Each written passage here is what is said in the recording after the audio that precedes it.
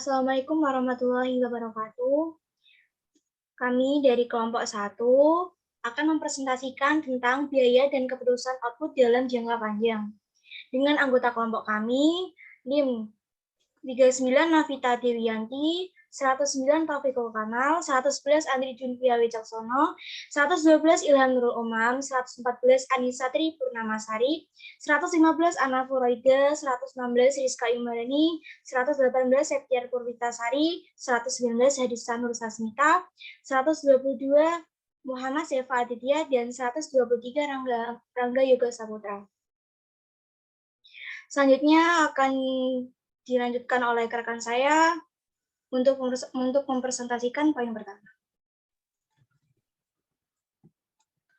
Oke, yang pertama, kondisi jangka pendek dan arah jangka panjang. Suatu perusahaan yang mendapatkan laba positif dalam jangka pendek dan berharap terus mendapatkannya memiliki insentif untuk berekspansi dalam jangka panjang. Laba juga memberikan insentif bagi perusahaan baru untuk memasuki industri.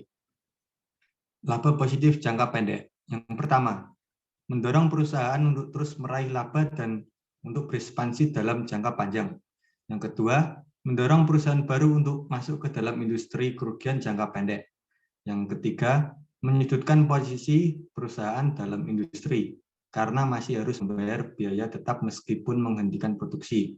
Yang keempat, dalam jangka panjang akan mendorong perusahaan untuk keluar dari industri.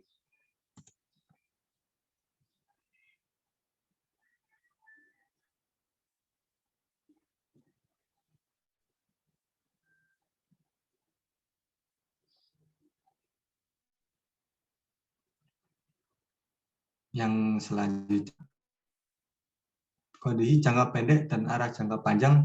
Ada 3 kemungkinan kondisi yang dihadapi perusahaan dalam jangka pendek.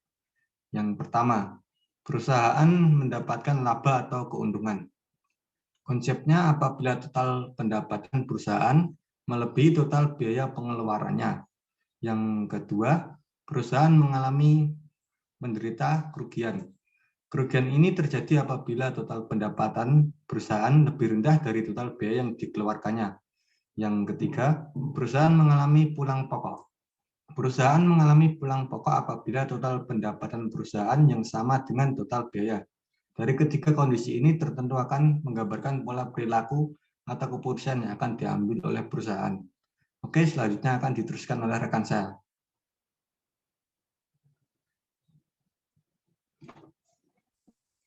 Penyebab kurva penawaran bergeser. Dalam kondisi jangka pendek, segala hal yang menyebabkan biaya marginal berubah seluruh industri seperti peningkatan harga input tertentu. Dalam jangka panjang, masuk atau keluarnya perusahaan.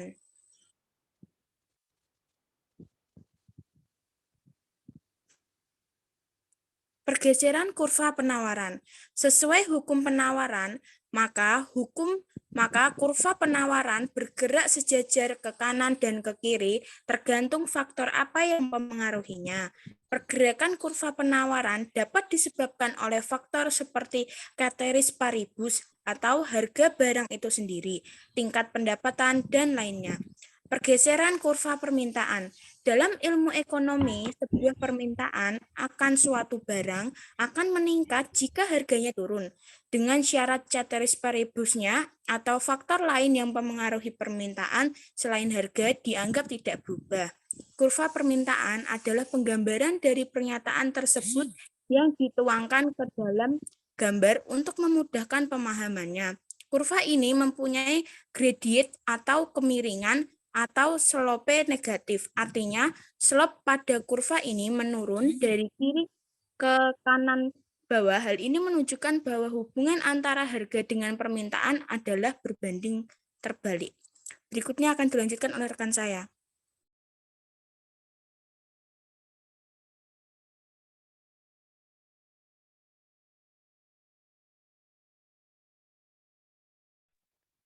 Biaya jangka panjang, skala ekonomi dan skala disekonomi. Yang pertama, skala produksi. Skala produksi atau skala hasil produksi merupakan perubahan skala output hasil produksi akibat dari penggandaan input atau faktor produksi yang digunakan. Ada 3 kemungkinan hasil produksi yang terjadi akibat penggandaan input. Yang pertama, skala hasil konstan, yaitu kondisi di mana penggandaan input yang dilakukan perusahaan akan memberikan penggandaan output, hasil produksi yang sama.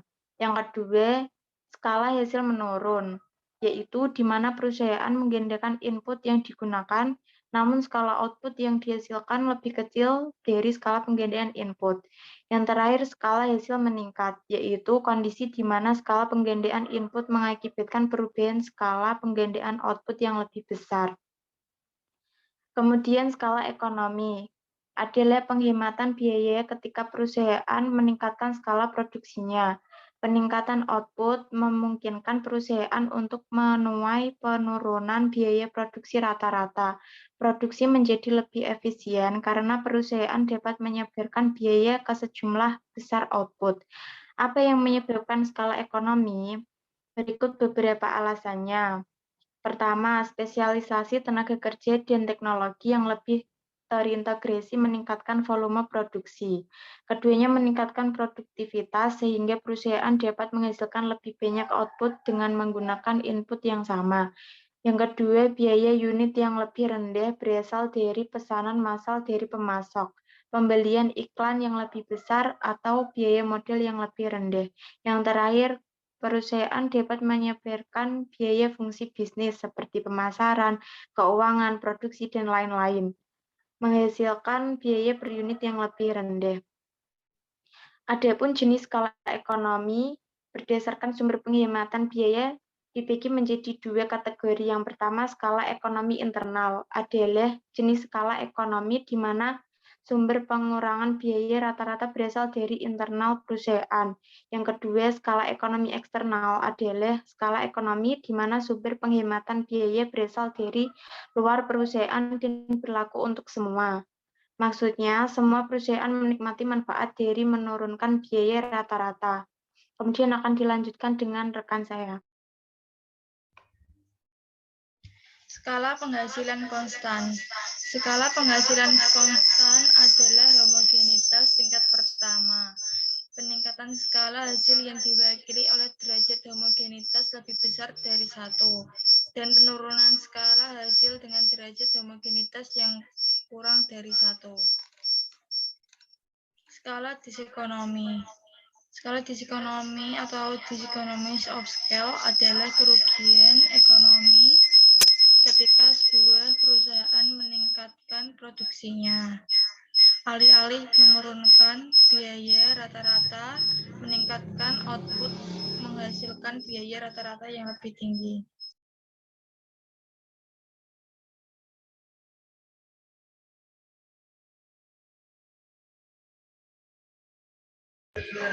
Baik, selanjutnya saya akan menjelaskan penyesuaian kondisi jangka panjang terhadap kondisi jangka pendek. Penyesuaian kondisi jangka panjang terhadap kondisi jangka pendek terjadi ketika ada laba jangka pendek dalam suatu industri, perusahaan baru akan masuk dan perusahaan yang ada akan berekspansi. Kejadian ini menggeser kurva penawaran industri ke kanan ketika ini terjadi harga turun dan laba terhembuskan. Penyesuaian kondisi panjang terhadap kondisi jangka pendek terjadi ketika kerugian jangka pendek dalam suatu industri, perusahaan keluar, dan perusahaan mengurangi skala ini menggeser kurva penawaran ke kiri, yang meningkatkan kurva menghapus kerugian. Slide selanjutnya.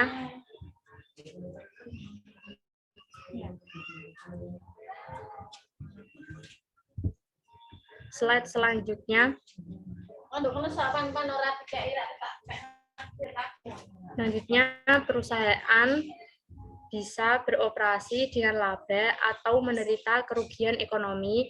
Mereka bisa menutup usaha atau berproduksi.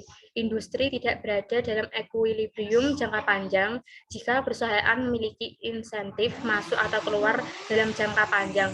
Oleh sebab itu, ketika perusahaan menghasilkan laba ekonomis, yaitu laba di atas normal, atau menderita kerugian ekonomis, yaitu laba di bawah normal, induk tidak berada dalam equilibrium dan perusahaan akan mengubah perilaku.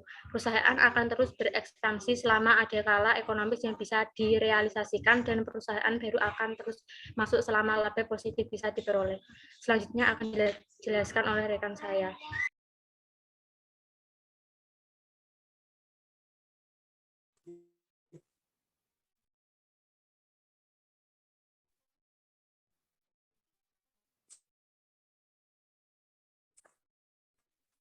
Baik, selanjutnya penilaian kondisi jangka panjang dan jangka pendek. Ketika pendek dalam industri, perusahaan baru akan masuk dan perusahaan akan berekspansi. Penawaran industri ketika ini terjadi, harga turun, dihapus. Jangka diderita suatu perusahaan kemudian industri dengan harga kerugian. Equilibrium dengan panjang atau long competitive equilibrium di titik E sama dengan RMB sama LRN sama dengan dalam pasar efisien. Model ini mengalir menuju tempatan lain. Nah, dan biaya dan biaya rata merupakan lebih harga di atasnya berarti lebih yang dicapai dari sini. Perusahaan akan terus tiap bawah berarti perusahaan menderita kerugian, perusahaan akan keluar dari industri. Hanya pada P, laba ekonomi dengan 0 dan akan berada di titik equilibrium.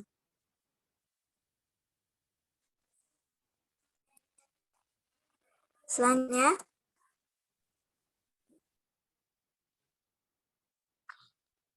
kurva penawaran industri jangka panjang. Industri skala biaya konstan. Dalam industri skala biaya konstan, penambahan menggunakan faktor produksi karena masuknya perusahaan-perusahaan baru tidak akan menaikkan harga faktor produksi. Karena kurva biaya perusahaan sudah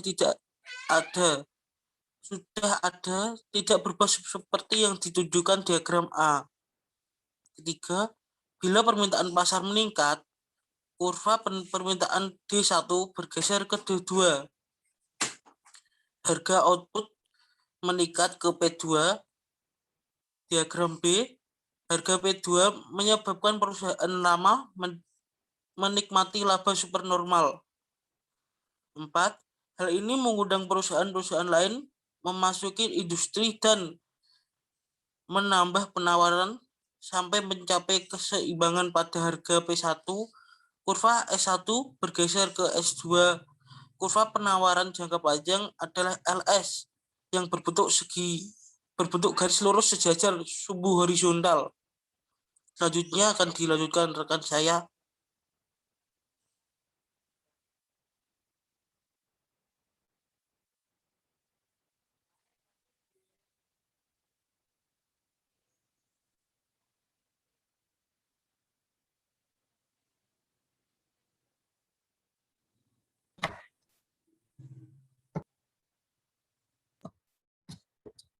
Industri skala biaya menaik.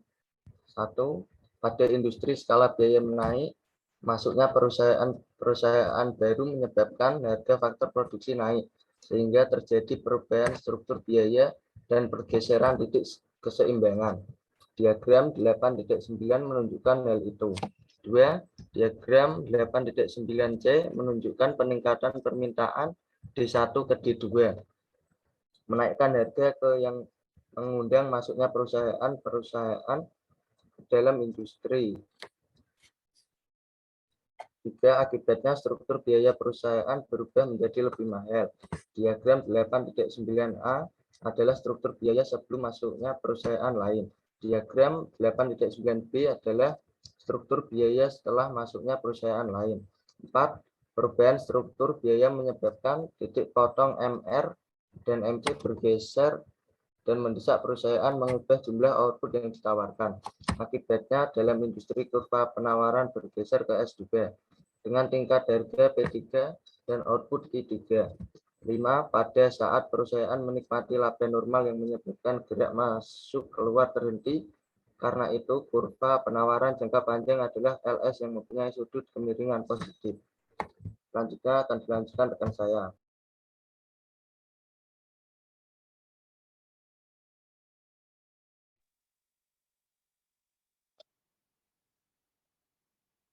Industri skala biaya menurun atau decreasing cost industry. Masuknya perusahaan-perusahaan lain ke dalam industri justru menurunkan harga faktor. Faktor produksi karena efisiensi skala besar atau large scale economies. Akibatnya struktur biaya berubah menjadi lebih murah. Diagram 1.10a ke diagram 8.10b. Meningkatnya permintaan D1 ke D2. Pada diagram 8.10c, menaikkan harga jual ke P2 yang mengundang masuknya perusahaan lain. Oke, selanjutnya akan dilanjutkan rekan saya. Dengan struktur biaya yang baru, keseimbangan pun bergeser yang menyebabkan kurva penawaran bergeser S ke SA. Jumlah penawaran industri adalah Q.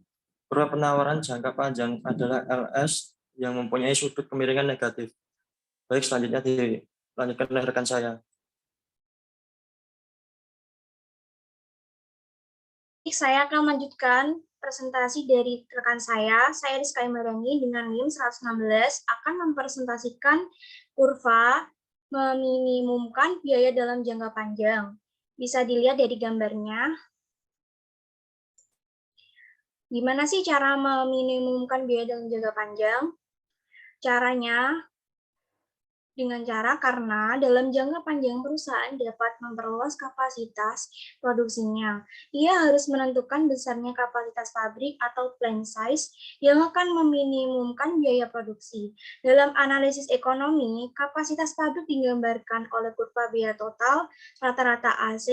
Dalam demikian, analisis mengenai bagaimana produsen menganalisis kegiatan produksinya dalam usahanya meminimumkan biaya dapat dilakukan dengan memperhatikan kurva AC untuk kapasitas yang berbeda-beda. Bisa dilihat lagi dari kurvanya. Contoh yang menggambarkan bagaimana analisis tersebut dibuat ditunjukkan dalam gambar 10.5. Dimisalkan, terdapat 3 kapasitas pabrik yang dapat digunakan oleh pengusaha. Kapasitas 1 ditunjukkan oleh AC 1, kapasitas 2 ditunjukkan oleh AC 2, kapasitas 3 ditunjukkan oleh AC 3. Dalam contoh ini, pada hakikatnya pengusaha mempunyai 3 pilihan dalam menggunakan alat-alat produksinya. Kapasitas 1, kapasitas 2, dan kapasitas 3. Berturut-turut biaya produksi yang akan dikeluarkan untuk menggunakan masing-masing kapasitas tersebut adalah seperti yang ditunjukkan oleh AC1, AC2, dan AC3. Yang manakah kapasitas yang akan dipilih produsen, dan faktor apakah yang menentukan pilihan tersebut? Faktor yang menentukan pilihan tersebut yakni faktor yang akan menentukan kapasitas produksi yang digunakan adalah tingkat produksi yang ingin dicapai. Apabila